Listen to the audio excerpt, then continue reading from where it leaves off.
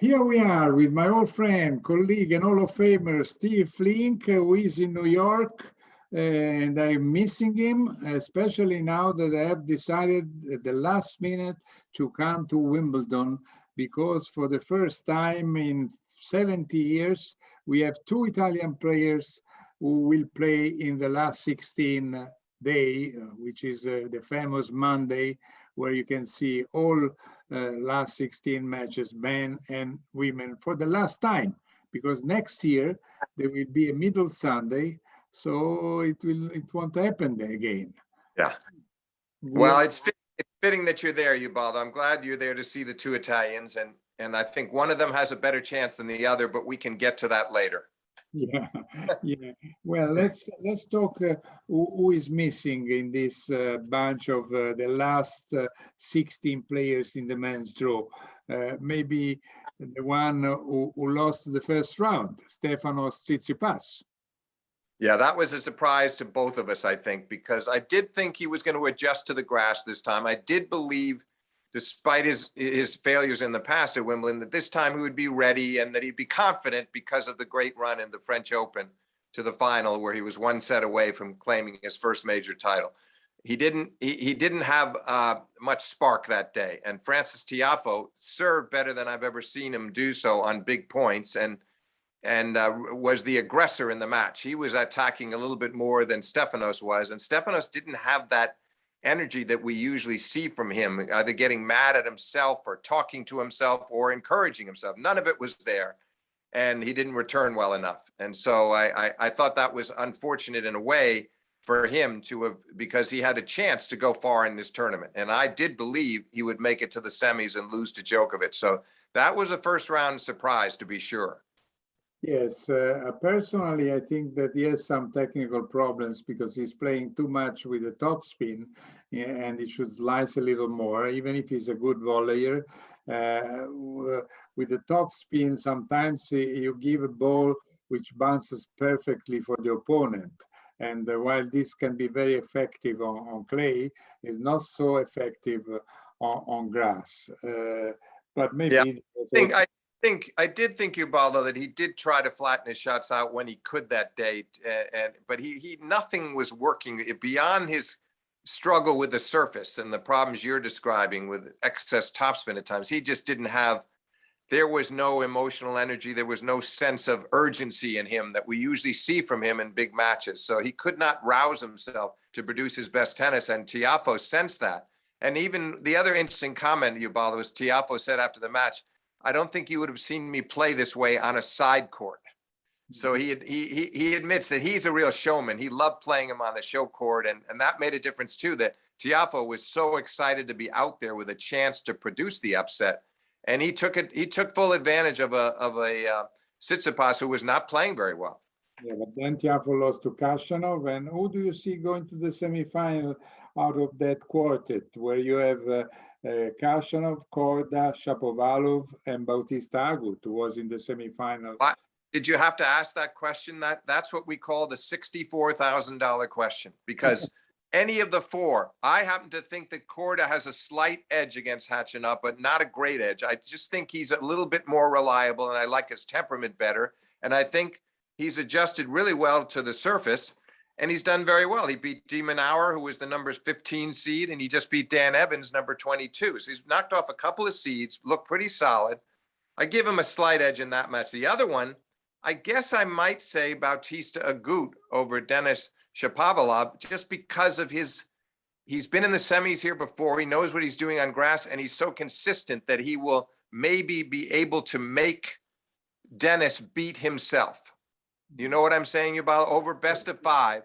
He'll make him hit too many balls. So I guess if I had to make picks, I'd go with Korda and Bautista Agut to get to a quarterfinal. And I don't know who I would pick in that. He's just beaten Bautista Agut. He could do it again, but I think maybe this time I would go with Bautista Agut to get through to the semi and play Djokovic again in the semis, which he's done once before.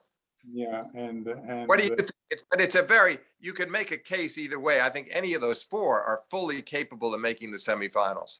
Maybe Khachanov less than the other three.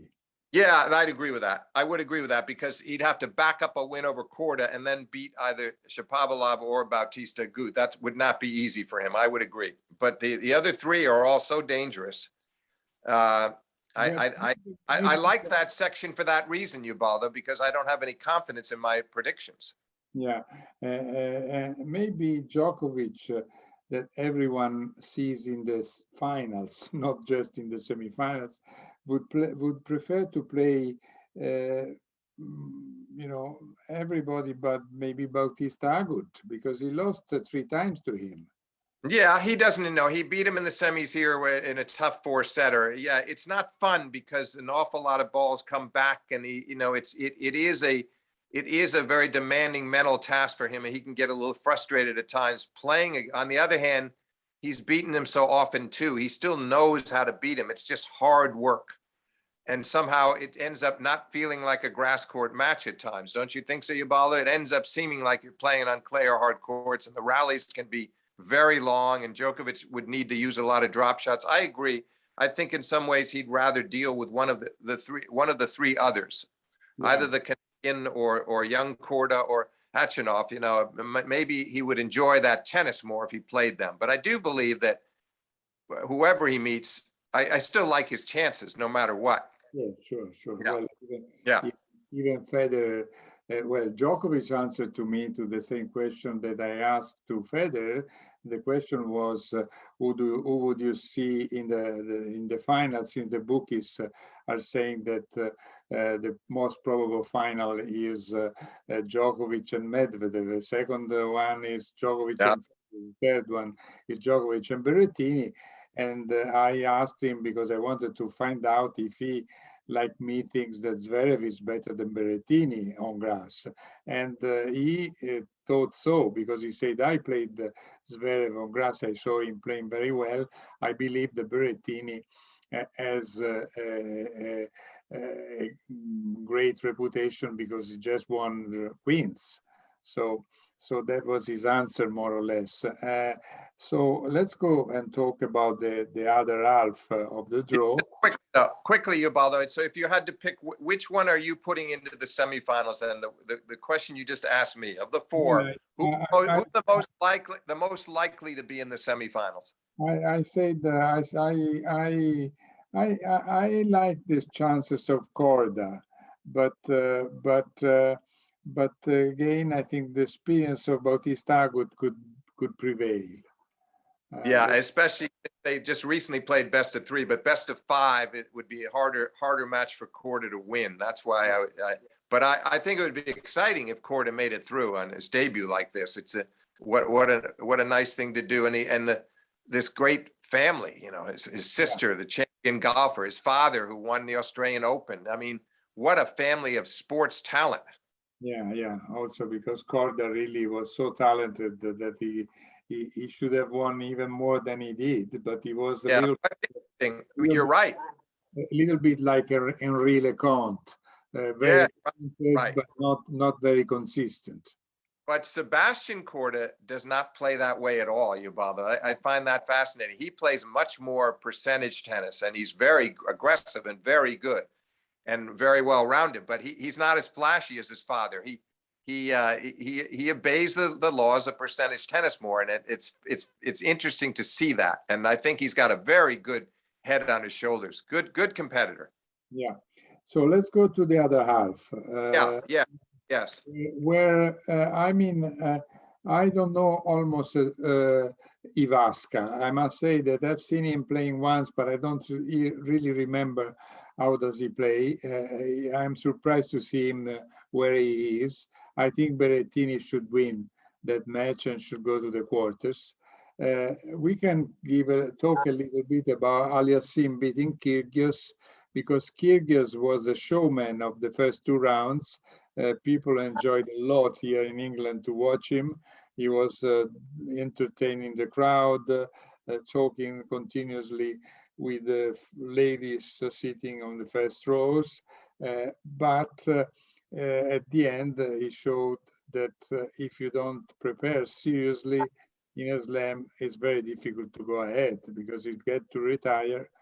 And Yeah, he won the first set. He won the first set 6-2. We should tell the listeners, and then he lost the second 6-1. He had the trainer out to visit him at 5-2 in the first set. He was already worried about it even when he was ahead.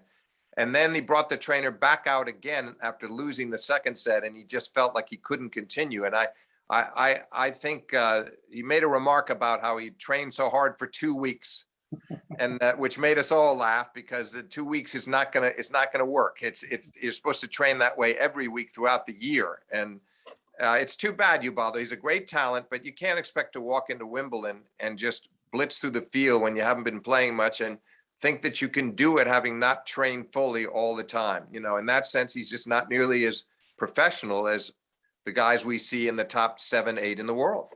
Yeah, yeah. And then, you know, the other day he was criticizing who had told him, look, you cannot come down off a sofa and pretend to win Wimbledon. And Right. this is exactly what happened. Yeah, it is. No, listen, I think it's good that Felix got, and even though it was sad for the fans that they only saw 2 sets, it's better to have, in some respects, to have Felix playing Zverev for a place in the quarterfinals. And, you know, so far in their careers, you know, Zverev has had the upper hand. I do believe it will continue in this match. I like his chances very much to get to the quarters. So I'm expecting, as I think you are, that we will get a Zverev-Berrettini quarterfinal, which could be a beauty. Yes, yes, I do expect to see that match. They played already in Madrid, and Zverev won it, but it was a balanced game. I mean, it was not. Yeah, it was hard fought, absolutely. And you know, again, I like that match. We won't see many service breaks. I think Berrettini will be even harder for Zverev to break on the grass.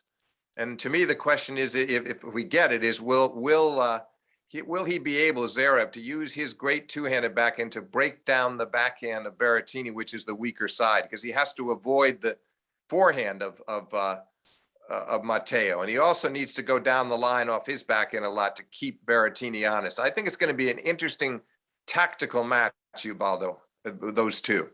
Yes, I do agree, and I also agree with Federer, who mentioned the fact that, in his opinion, Zverev has shown more attitude to grass tennis, because he said, I played him in Halle, and I know how well Zverev can play, but at the same time he said it depends if he is on top of his serve. Because, you know, the difference, you mentioned the backhand, the backhand is for sure in favor of Zverev, but in terms of service, Berrettini can serve more than 80% of first serve in a match, and win more than 90% of first serve. So Berrettini is very solid on that side. While Zverev, we know that sometimes he may lose the second serve. I mean, yeah, that can happen. It's true, but his first serve is, to me, is just as good as Berrettini. Yeah, and sure. so I think but not the same percentage. No, that's right. But if he keeps his percentage up high enough, if it's in the 65 to 70% range, I think that's probably going to be good enough. But I do expect you, Ubaldo, if we get that quarterfinal, I would expect at least 2 tie breaks, because I don't think there's going to, and I think the tie breaks could be critical to the outcome of the match. Yeah. No, I do agree. But I'm even more curious, since we are talking about Zverev, Berrettini, but first, Zverev has to beat Aliassime, and Berrettini has not yet won versus Ivaska, even if... Right, but I think we're both expecting them to yeah, it's true. But, I think we both will. But at the level of last 16, Federer Sonego is much more intriguing to me, because honestly, I've seen Sonego playing well. He played, you know, he was in the final at Eastbourne. He has won a tournament on a different kind of grass in Turkey, in Antalya. He's solid enough on his serve. If he wins the first set, then we may have a match. If Federer wins the first set, then I don't see Sonego coming back. He could win maybe 1 set, but I think he would lose in 4. Yeah, I think I wouldn't disagree with that. The first set's critical. I think no matter what, frankly, I think the outcome, I guess what I would say is he's going to win one set, and whether it's the first set or the second set or the third set doesn't matter. He's going to lose the match in 4 sets, in my opinion. Okay, I think Federer has too much experience on this stage, but he had his shaky moments. Federer did against Cam Norrie in his 4th-round match because he was cruising through the first 2 sets. Norrie was missing far too much off the ground, pressing a little bit, not serving very well. Roger served beautifully and controlled the tempo, but then suddenly at the end of the third, he had 2 breakpoint opportunities, couldn't take advantage of them, and in the next game, Federer lost his serve at love with 4 pretty flagrant unforced errors. And then then the 4th set was a real tussle, Ubaldo, because Norrie broke back for 3-all. He was down the break. He got back to 3-all, and it was hard fought right to the end. So I did think Federer got a little bit shaky trying to close that out. The other thing I like about Lorenzo is he has that appeal to the crowds. He's charismatic. He's an exciting player to watch. He will be demonstrative, and he'll play up to the crowd, and they will probably enjoy that, and that could help him too. He likes the big stage. He likes the big stage, Ubaldo. So it's great that he would play Roger on center. Yeah, it will be, of course, the first time for him, and who Yeah. knows if we'll. I'm sure he will be excited about it. But and you're right that he likes to please the crowd, and he's usually gets the crowd behind him. But he could also suffer like Berrettini suffered when he played Federer in 2019, first time in the last 16, and Berrettini, who has a great serve, and I just said before, he is usually very solid on his serve. That day was a disaster. He lost 1, 6-2, 6-2, with missing some easy shot that not even Steve Flink on a bad day would miss. I agree, because he was, that's very true. He was mentally frozen that day, Berrettini. I don't expect that to happen to Sonego. I do believe, as I just said, that he's going to be outclassed. I think he's going to be outplayed. But I think we'll have competitive sets, and I do expect him to win one of them. But Federer, in the end, should be the victor and move on to the quarters, where we could conceivably, Ubaldo, get a Federer-Medvedev quarter if Medvedev can beat Hurkacz. And that's not an easy match, but Medvedev just came from 2-0 down, first time he's ever done that, to beat Cilic in 5 sets to reach this round, which I think was a big lift to him psychologically. He's very happy coming off that win. I expect him probably to play a lot better against his Polish opponent in the next round. So I do think that we will get a Federer-Medvedev quarter, which you and I had been expecting all along. Yes, we probably more us than Medvedev himself, because Medvedev was saying, I don't know if he's a poker player, he's bluffing a bit. He said that he doesn't like clay, and then he went on, and he played pretty well on the Roland Garros, where he had lost always the first round before this year. Then he said the grass, he doesn't like it, and now we find him in the quarters of in the right now in the last 16, but most probably versus Federer. So I'm curious to see that what will happen between those two. We'll see. Anyway, we should have maybe mentioned briefly the Andy Murray comeback, because it was in a way moving, I would say, because a player won Wimbledon twice, and with all his problems, he's playing with a metal hip, metallic hip, and he's fighting. And of course, he didn't. First round, he beat Basilashvili. Second, a big marathon versus Otte. Then, with Shapovalov, there was honestly no chance. Yeah, no, I think the problem, Ubaldo, is he would have needed to win both of the matches leading up to Dennis in much more quickly. And the trouble is, Andy led 2-0, 5-love in the third set against Basilashvili, and managed to lose 7 games in a row to drop the third set. That kept him on court a lot longer. And he did win in 4, but it was shocking to see him give away a set from 5-love. And then against Ate, he had to work awfully hard again, winning in 5 sets. I don't know how he can continue this way, Ubaldo. I think he sort of realizes, I think it was worth it to him to win 2 rounds and get all those cheers.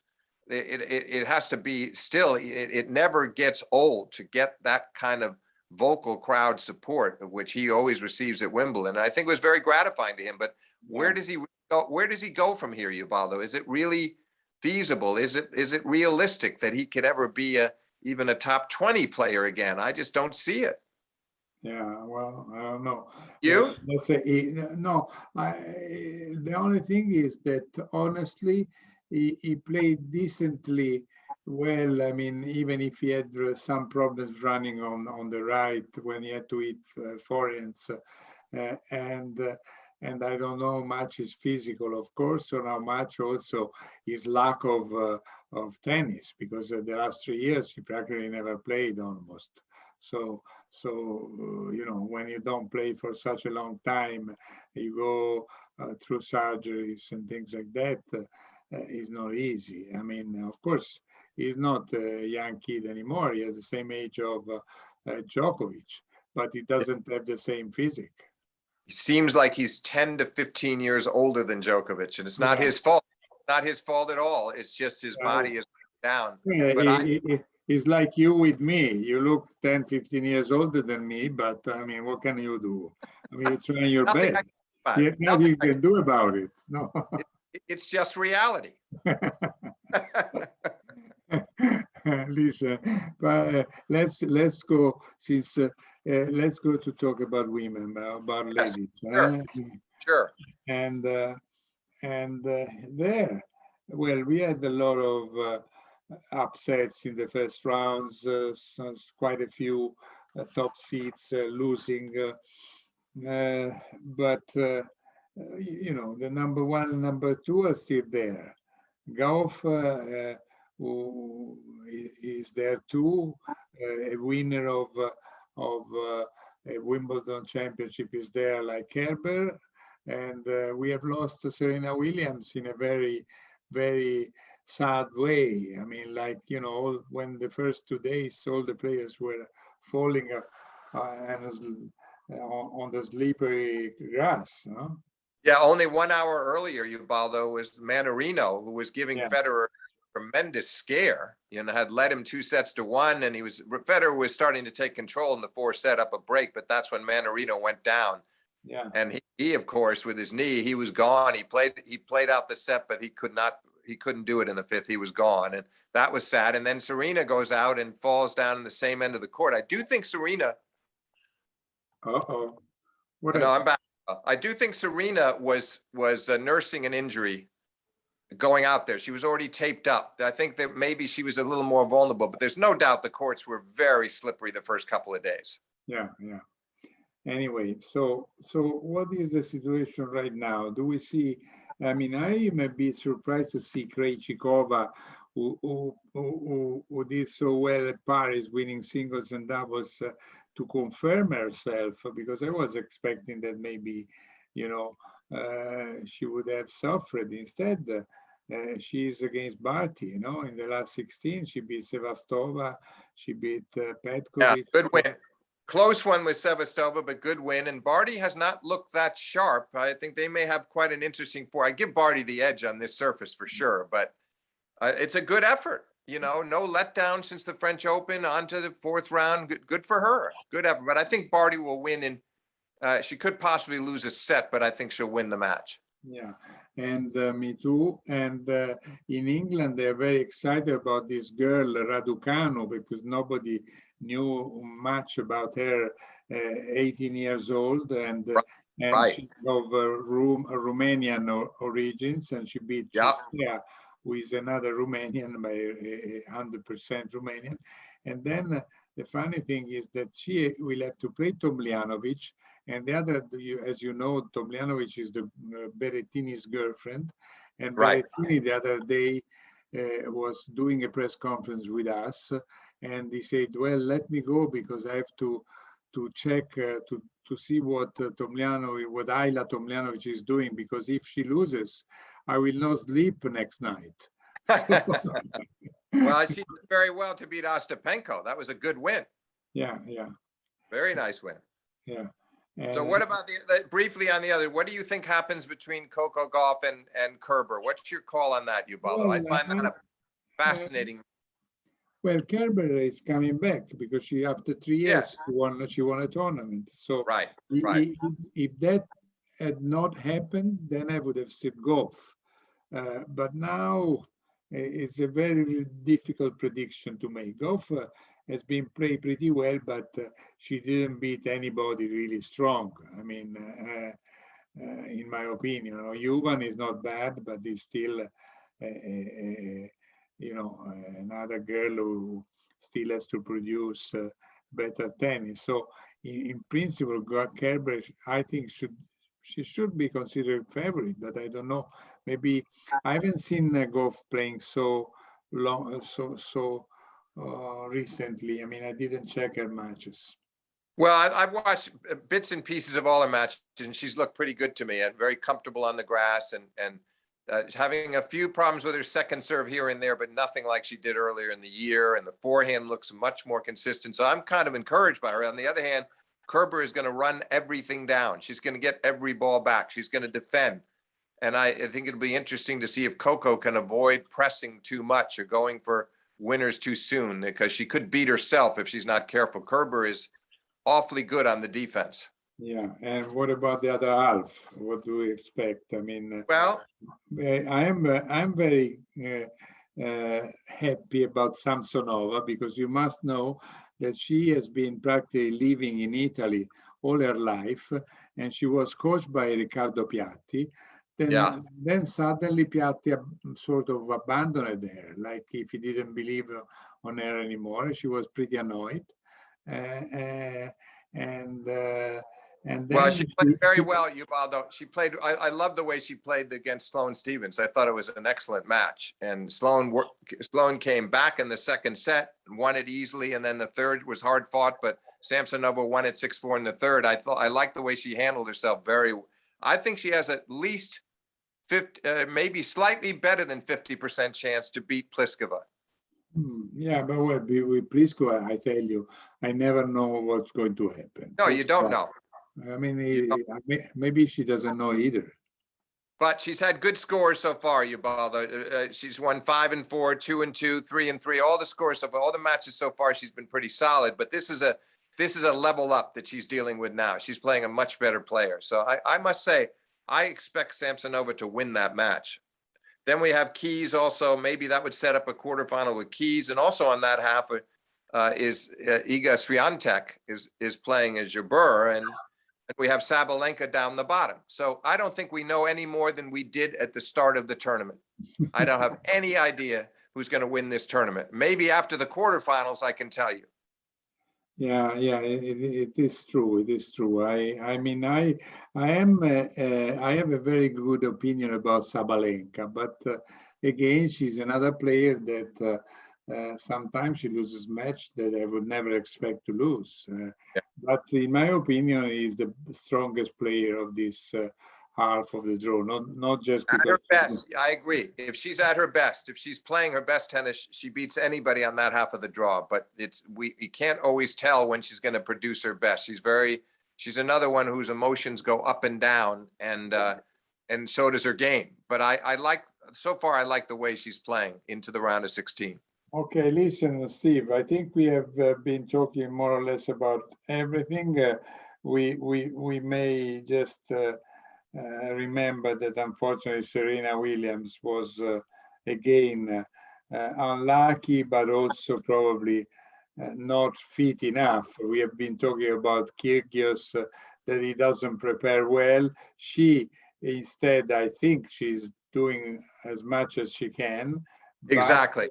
But she has some really 40 years old problems. I mean, no, there's no getting around it. You know, I wouldn't be shocked if the U.S. Open was if it doesn't go well in New York. I could see a possibility of retirement if things don't, especially if she's hurt again. But I have to wonder how much longer she wants to put herself through this. But Ubaldo, I'm looking forward to our next discussion, which I think might be after the women's or the men's final. That's entirely up to you.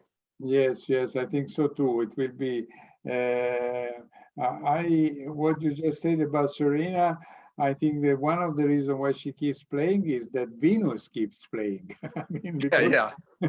I mean, Wow. how can she stop to play earlier than Venus if in a, That's true. That's uh, true. But she wants that. She still has that that driving quest to win number 24, and I think that's what keeps her going more than anything. But I think she's seeing how difficult it's going to be now. And when you miss out on one Wimbledon when they don't even play it last year, and then you come back this year and you're beaten in the first round and falling down on the court in pain. She's lost two major opportunities at the All England Club in the last couple of years. Not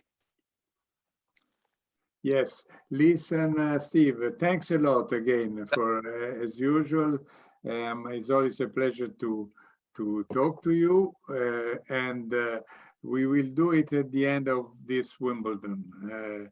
okay, great. Well, great. Looking forward to it, and I hope the Italians perform well with you as a witness. Well, I will miss you. I want just to finish with one story. For the first time in the history of Wimbledon, there is not one journalist and one photographer of L'Equipe France who has always been following all the major tournaments. And why that? Because the Wimbledon didn't organize a way to avoid the quarantine for written press, while Wimbledon decided to, let's say, favor the TV broadcasters, maybe because TV pays a lot of money to cover a tournament. The TV broadcaster can have an exemption of the quarantine, and the written press don't. And I think it's a very bad and ugly discrimination. I must say that in Paris, they did much better things than in Wimbledon this year. In Paris, all journalists were accepted, they were covered. You could have a test inside almost the Roland Garros, while here you have to go out, take your test, and they cost a fortune. I paid more than 300 pounds, which are around $450 since two tests are mandatory on the second and on the 8th day, and they couldn't provide a test here at Wimbledon. Also, another thing, the players are in a bubble, but then if you go in the restaurant, you see all bunch of people, hundreds and hundreds of people, all eating one next to the other. So, I mean, these rules are made. I disagree completely with the way Wimbledon has organized this tournament for those matters. It's hard to argue with the word you said, Ubaldo. It's very persuasive. But let's just hope that next year's Wimbledon, there are no issues like this, and that we're all going back there, and there's no mask, and the COVID is no longer the same daunting thing it is right now. Let's just hope that in 2022 Wimbledon, it's a different world. I hope so too. I hope so too. Thanks a lot again, and see you at the end of the tournament. Ciao, ciao, Steve. Ubaldo, thank you. All right, Ubaldo. What?